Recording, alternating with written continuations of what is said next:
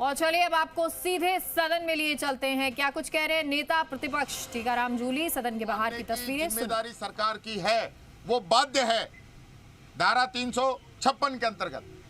कल आपने एक वो भी तो मुद्दा उठाया था कि मंत्री के बेटे को डबल एजी की पोस्ट पे डबल एजी पहले ही नियुक्त कर दिया।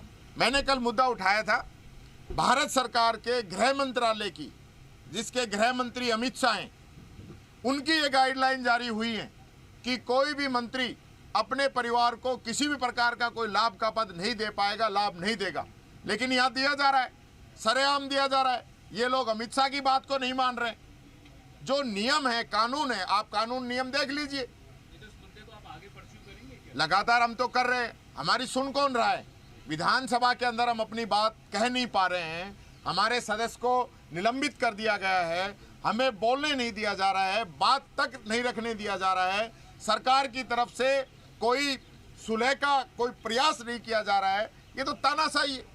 हम ये सारी बातें जनता के बीच में लेके जाएंगे। गतिरोध कैसे दूर होगा? ये तो सत्ता पक्ष, देखिए मैं फिर कहना चाहूंगा, सत्ता पक्ष जिस प्रकार की गलतियां लगातार इस पूरे सत्र के दौरान करता रहा है, इनके मंत्री जवाब नहीं दे पा रहे हैं। खुद मुख्यमंत्री जी कई बार गलत व्याख्यान विधानसभा के अंदर गलत तथ्यों के साथ बोल गए हैं। एमओयू ये आज तक नहीं लेके आ पाए हैं। इन सारे मुद्दों की तरह ही ये भी मुद्दा था कि नए कानूनों के तहत अधिवक्ताओं की नियुक्ति होनी चाहिए थी, इन्होंने नहीं की। ये लोग गलती के अंदर हैं, इसलिए गलती छिपाने के लिए इस प्रकार से पूरा माहौल इन लोगों ने बनाया है। हम लगातार, अभी हमारे सदस्य की कल जिस प्रकार से पुलिस के, क्योंकि जो जवान आए हैं उनको अंदर के नियमों की जानकारी नहीं दी गई या जानबूझ के हमारे साथ ऐसा कराया गया है। कोई भी सदस्य अंदर हाथापाई नहीं कर सकता। रमीला जी के कल लगी है, रीटा जी के लगी है, अनीता जी के लगी है, इंदिरा जी के लगी है, हमारे कई सदस्यों के कल लगी है।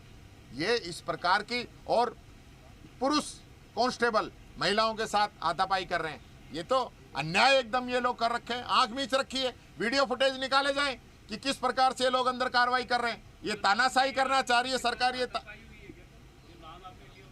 उनके साथ हाथापाई हुई है, छीना झपटी हुई है, उनके धक्के मारे गए हैं। इस प्रकार का सदन के अंदर नहीं होता। ये चीजें जो ये सरकार जो करना चाह रही है, कोई पहली बार किसी सदस्य का निलंबन नहीं हुआ, पहली बार कोई सदस्य को बाहर निकालने के लिए मार्शल नहीं आए, पहले भी आते रहे हैं, सदस्य अंदर भी रहे, उनका निलंबन बहाल भी हुआ है। कोई, मैं तो खुद ही पूछ रहा हूँ, बताएं तो सही हमारे सदस्य की गलती क्या है? क्या हमारा सदस्य दूसरे सदस्य को जो मेरे स्पीच के अंदर खड़ा होकर बोल रहा था उसको बैठने के लिए नहीं कह सकता? तो क्या है? या तो अध्यक्ष जी बैठाते उसको, अध्यक्ष जी बैठाते नहीं है उधर, इसलिए हमारे सदस्य ने बोल दिया। इतनी सी बात पे इतना बड़ा कोई कारण नहीं है, इतना बड़ा कोई उसने किसी को गाली दे दी हो, कोई ऐसी हाथापाई कर दी हो, कोई आचरण उसका गलत रहा हो, ऐसी कोई बात नहीं है। नए हैं, युवा है, नौजवान है, लगातार अपने क्षेत्र के, प्रदेश के मुद्दों को वो उठा रहे हैं। इस चीज़ से इन लोगों को पेट में दर्द है और सरकार जो है बचना चाहती है चर्चाओं से। मैंने पहले दिन कहा था, ऐसा प्रतिपक्ष नहीं मिलेगा जो चाहता हो कि सदन की कार्रवाई चले। और आज भी मैं कह रहा हूँ, जितना सहयोग हम लोग दे सकते थे, जितनी शांति से हम इन लोगों की जो असंसदीय जो कार्रवाई इन लोगों ने करी है वो हम सह सकते थे, हम लोगों ने सही। मैंने कहा ठीक है, हम चाहते हैं सदन चले। इनके मंत्रियों के पास जवाब नहीं है।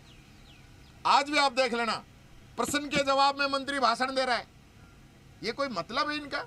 आप सदन के अंदर आए, सदन की गरिमा को बनाने की जिम्मेदारी हम सब लोगों की है।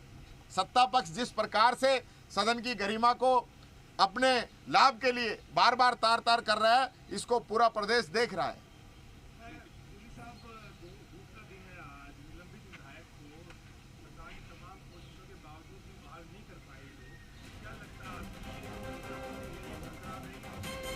देखिए, ये पहले भी ऐसी चीजें रही हैं, मैं कोई ये नहीं कह रहा।